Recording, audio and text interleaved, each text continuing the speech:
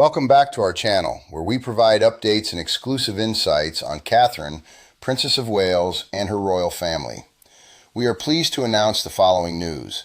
Princess Catherine draws a final line to protect Charlotte and Louis. There was one thing that had been left behind. In the beginning, a wooden toy train that had been left still on a rug at Adelaide Cottage. Prince Louis was a young boy lost in a world of imagination and play one minute, and the thick oak door of a sitting room closed, and the world he and his sister, Princess Charlotte, had always known was shattered forever. Here, for the first time, is the inside account of how the Princess of Wales's health crisis triggered a secret, dramatic shift in the British monarchy. It was a war fought not in the glare of public opinion, but in the hushed corridors of a private school, and within the jealously defended heart of a family desperate to redefine its own existence. Sources close to the family's private lives described the scenario as a lesson in controlled emotional sorrow. They painted the picture. Within the quiet hum of a Sunday afternoon, the familiar cadences of a family weekend still echoing, the carefully constructed shield around the two youngest children of Wales was deliberately and painstakingly breached. Not broken by a leak from the palace or a scoop from a tabloid, but broken by their own parents. The Princess of Wales, Catherine, laid her children down on the sofa and pulled them close to her. Prince William might have been standing by the mantelpiece, but his stance alone told everyone that some dull pattern of the day was about to be broken. The children, especially those who have grown up in the highly perceptive air of royalty, are specialists in the matter of air pressure. They are educated from birth to read a room, to feel the small shifts in energy that happen before an important happening. The sad look on their father's face and the deliberate quiet in their mother's comments told them something was terribly wrong. Princess Charlotte was a child, noted already at 10 for her wonderful elegance and perceptiveness. The reaction was not one of infantile perplexity, but what was described as immediate concern. This particular element is critical.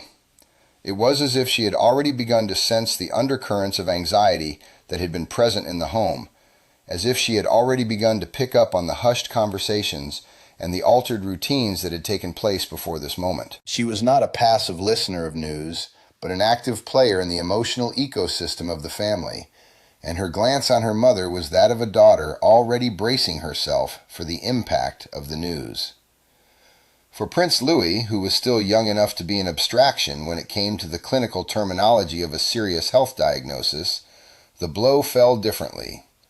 It wasn't the words, but the music that went with them, the heavy solemnity in his parents' voices, the visible pain that hung in the air between them, that he responded to at first. At that same time, accounts say, the unlimited, carefree spirit that had so often dazzled the people, and the mischievous twinkle in his eye when he was standing on the balcony of the palace, disappeared. Suddenly, for a small boy, the world became a place of profound seriousness and uncertainty. In the days that followed, the staff of the palace noticed a marked change. His need for a constant physical comfort that was new to him made him more reticent and more intent on being physically close to his mother. He was working through a fear he couldn't express at the time, a seismic shift he could only feel was occurring. The centuries of royal protocol broken in the release of the unlisted meeting. It is a big, purposeful departure from generations of royal history to deal with it in this way, immediately, honestly, and with the children as its main audience. Children are the major target. There is not a single official log of the palace that mentions the meeting that took place at Adelaide Cottage. There were no private secretaries, no communications specialists sitting in a corner making notes for a future press release. It was a privacy that was familial, so unshakable that it bordered on defying the authority of the institution. William and Catherine had drawn a firm line in the sand, claiming this time of vulnerability for themselves and their children alone, not for the crown, not for the public, and certainly not for the media. They interpreted this as a time of weakness. To understand how radical this act was, one must consider historical precedents, or lack thereof. The Windsor dynasty's history is largely characterized by a paradigm of emotional distancing. especially on the subject of parent-child relationships. Indeed, the stiff upper lip was not just a cultural cliché, it was a basic principle of operation. The care of children was largely in the hands of nannies and governesses. There was a concerted endeavor to avoid awkward conversations, hard truths wrapped in vague reassurances. The younger princesses, Elizabeth and Margaret, were shielded from the grim reality of King George VI's battle with the cancer that would eventually kill him. They did this to guard against the terrible situation. The main thing was to keep the organization going, and to build and maintain a nice public face. If the emotional needs of the children were considered at all, this was tertiary, or maybe quaternary. This system was not designed to have families, but to create monarchs. The life of Prince William is itself an illustration of the psychological cost of the old system. He and brother Harry had to deal with their private grief in front of the world's cameras after the loss of their mother, Princess Diana. The death of their mother catapulted them into a global spotlight of mourning. The psychological scar that has followed him all his life is the result of the anguish he went through by having his most personal suffering played out in public. Every single choice that he takes now that he is a father is examined through that particular prism. As a royal historian said, he is fighting a quiet, determined war against his own past. He is building the castle of solitude for his children that was never built for him. William and Catherine managed to firmly ground Charlotte and Louis in reality by sitting them down and giving them the truth in a controlled and safe environment before the inevitable storm of outside chaos and speculation could do it for them. Better by far a bitter truth told with love than a comfortable lie that will ultimately be shattered by a headline. This was the guiding idea, and it was clear and modern, but very vital. They were providing their children with the one thing that the previous generation never made a priority: emotional honesty. There was a lot of stress in the cabin in the immediate following. Those inside said the atmosphere changed from that of a family home to that of a quiet, focused command center. The protection officers and the domestic staff ceased their customary light-hearted joking with one another. They all knew that they had been given a heavy emotional burden to bear, and so they all circled with a quiet, mournful professionalism, tiptoeing around one another. Even before the children could absorb the information, the security machinery was already beginning to recalibrate. One of the protection officers was painstakingly changing the blinds on the primary truck to block the watchful eyes of long-range camera lenses. They also changed the encrypted radio channels, changed travel plans, changed the blinds.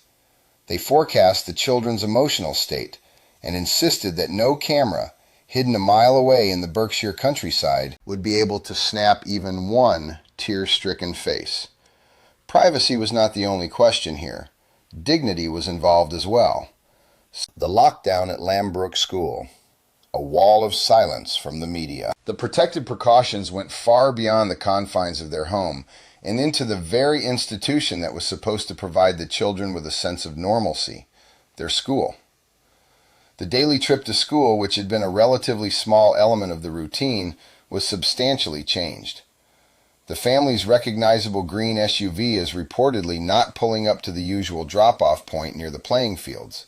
Instead, it is routed through a small service lane behind an administrative building. Parents do not use this lane. It is used for delivery and workers. Today, even before the vehicle doors are fully opened, a senior security official will do a perimeter scan. They take the back way, through a back entrance, since they emerge on asphalt, not the gravel path the other youngsters take. So they are completely removed from the main flow of kids and parents. For this logistical shift to succeed, the palace and the school had to learn to work together in a way that had not been the case before. There was an emergency and high-level briefing between the Royalty and Specialist Protection Command, SO-14, of the Metropolitan Police, and the Board of Directors of Lambrook School. The goal was the erection of a total media wall around the youths, a source familiar with the conversations told the Post. It was a huge and contradictory challenge. How do you do a security procedure that is proper for a head of state without making young children feel like prisoners in their own schoolyard? Can you protect children from the outside world without excluding them from it? The children themselves are the most sensitive to the profound effect of this new reality. Princess Charlotte has taken up a new job, people are saying, as she has a natural sense of duty and awareness. The school grounds are huge, but she stays close to Louis during breaks, a comforting presence in the vastness of the grounds. She's been spotted helping him with his school tie or telling him to stay within the designated safety zones, closely watched by their plainclothes security staff. Even though she's only 10 years old, she's already began being a second set of eyes and a silent protector for her younger brother. This is not the behavior of siblings, but of youngsters who have been forced to understand that they are equally accountable for a burden, distinctive and significant. But the most insidious danger was not physical, but digital. You can control the perimeter of a school, but you can't control the information that is coming into the school via mobile devices such as smartphones and tablets. The palace has dispatched a sophisticated digital surveillance crew. If the kids or their school activities are referenced, the team always checks social media and internet forums for any mentions of them. But the digital world is a broken world. The media wall was bound to come down sooner or later.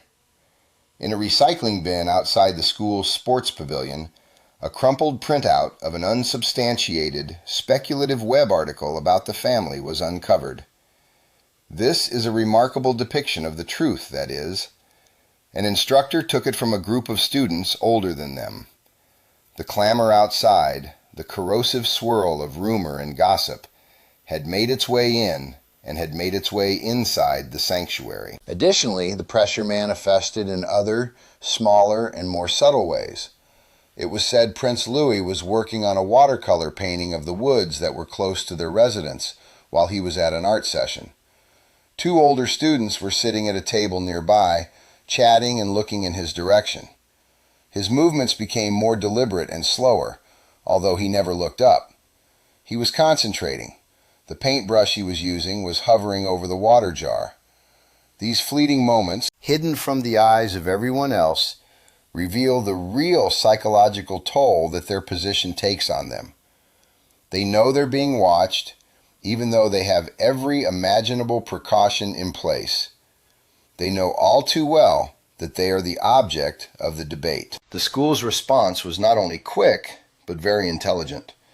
A temporary prohibition was placed on the usage of personal digital devices within school hours. The ban was cleverly dressed up as a wellness initiative, intended to increase student focus and cut down on distractions, not a security measure. And ultimately, it was a move which succeeded in its main aim of protecting the children of Wales without singling them out. The school also began to hold morning assemblies on the topics of digital literacy and empathy. The assemblies informed the whole student body of the crucial distinction between public figures and private lives, and between inquiry and intrusion. They weren't punishing the whisperers, they were educating the community, discreetly reinforcing the concepts of respect and privacy in a way that would protect the children who were the most vulnerable in the room without ever having to name them. On the blue pen and privacy war. The parents were fighting the war for the emotional well-being of the children with equal intensity, while the school was tasked with managing the external front. Sources say Prince William is well aware of the demands being placed on his daughter, and has made a point of sitting down with Charlotte in the evenings after school. This has given Charlotte a safe space in which to pose questions about things she may have overheard her parents talking about. Charlotte's maturity is a double-edged sword. Her composure and intelligence make her take in a lot more of the tension around her than her younger brother. She not only sees the headlines that she isn't meant to see, she understands the meaning behind the murmurs. To guarantee her knowledge is based on the reality of the situation, William has been using a technique that entails grounding her in the concrete facts of her mother's rehabilitation. That is very different from the distorted and often scary stories that are floating around the internet. Louis's style is distinct. His questions are simpler and more basic than other people's. While they were on a drive over the weekend, he is alleged to have asked his father why unknown people were trying to see over the hedges of their property. William's response was a brilliant way to reframe the situation gently. He told the audience that the incursion was not a threat, but a bad display of public concern. He meant it when he said to his kid, "People care about your mother." It was a thoughtful, kind way to help a little youngster understand a world that didn't seem quite so safe anymore. It was a way to take the edge off the stress without telling a fib. We want to see how she's doing. The most striking instance of protection, however, came from no less a person than the Princess of Wales herself. There is a moment in the time they were recuperating at Anmer Hall, their sanctuary in Norfolk, that epitomizes the new mentality the family has adopted of late. Catherine was at a window, watching a security vehicle on routine patrol along the property boundary line. She was carrying the interim summer state diary supplied by the Lord Chamberlain's office. It was a document that documented the family's expected public appearances at significant national events, such as Trooping the Color, military flypasts, and the legendary balcony appearances. She would definitely cross out the names of her younger children on each and every attendance register with a blue pen. This one act, no more than a flourish of ink on a page, produced a great commotion all through the palace establishment. The palace press office had already granted provisional media accreditation to international broadcasters who were keen to film the children waving from a carriage procession. The sudden withdrawal meant that all the official pronouncements had to be hastily rewritten. In public eyes, the explanation was blandly bureaucratic. Routine scheduling priorities. Inside the organization, however, this was a direct and forceful challenge to decades of institutional expectation. There has been a long-standing acknowledgement that it is vitally necessary for the monarch's grandchildren to be seen in public at national celebrations. It is the monarchy's most powerful public relations tool. It gives the media images of continuity, stability, and the secure future of the crown. Catherine had just blown the whole strategy to smithereens. There was opposition almost at once. Senior courtiers and PR advisors made their case in a private, behind-closed-doors briefing at Buckingham Palace. They said that keeping the youngsters completely out of public view for a long time would only lead to more negative speculation on the internet. To satisfy public curiosity and decrease the amount of digital information being communicated, it was advised as a compromise that one highly controlled photograph of the family be taken, probably in the gardens of Anmer Hall. Catherine declined at once and altogether. Her position was that she would not trade the mental health of her children for cash to manage a news cycle. She made this position loud and clear. Prince William was a very strong defender of the Duchess, and he told the most senior members of the royal household quite plainly that the emotional welfare of his children would always take precedence over the requirements of the public record. The power move revealed a basic philosophical difference between the old guard and the new guard that had emerged as a result of the power transition. The older generation of royal advisors is fully convinced that visibility is the monarchy's most essential resource. They think the invisible monarchy is a thing of the past. William and Catherine, however, have staked their future on the opposite premise, that the institution's long-term survival depends entirely on the mental health and resilience of those who will one day inherit it. Parents see this as an important long-term investment in their children's future and are willing to accept short-term criticism for it. A sibling bond forged in the midst of hardship. We are going to need the huge and costly logistical scaffolding necessary to make this new, reinforced privacy possible. The days of the traditional helicopter hops from royal palace to royal palace, easily followed by aviation buffs and photographers, are gone, replaced largely by long, anonymous rides in unmarked security motorcades. These trips are not so obvious as the earlier helicopter trips. These vehicles are said to have advanced technological countermeasures to thwart unlawful tracking signals, allowing the family to move across the country like ghosts, leaving no digital trail behind them. A variety of changes have been made to the external aspect of the estate at Anmer Hall. Public walkways have been effectively blocked from viewing anything inside the property by the erection of thick timber acoustic fencing. We've also planted rows of mature laurel bushes to increase the height of the tree line. It is important to highlight that these improvements were paid for out of the family's own money and were therefore not detailed in the public parliamentary spending records. The local community in Norfolk has also created a kind of unofficial protective ring around the family. There is a tacit agreement amongst the shops and farmers in the next community of Great Bircham that they will be looking out for any threat. If some unfamiliar person with a camera is seen hanging around, the neighborhood network will quietly tip off estate security within minutes. This grassroots commitment brings a measure of serenity and security which cannot be recreated in the neighborhood of London. As a consequence of the crises they experience, the connection between Princess Charlotte and Prince Louis has been turned into an intense and mighty one. The old childhood rivalries between siblings are said to have been replaced with a strong, natural feeling of solidarity. Charlotte's role has grown more than just that of an elder sister. She has been the emotional anchor for her brother throughout their relationship. She keeps a close watch on his temper and steps in to divert him whenever the stresses of the outside world seem to be more than he can cope with. Louis, on the other hand, looks at her with utter and perfect confidence, his naturally exuberant temperament steadied by the calm and constant presence of her.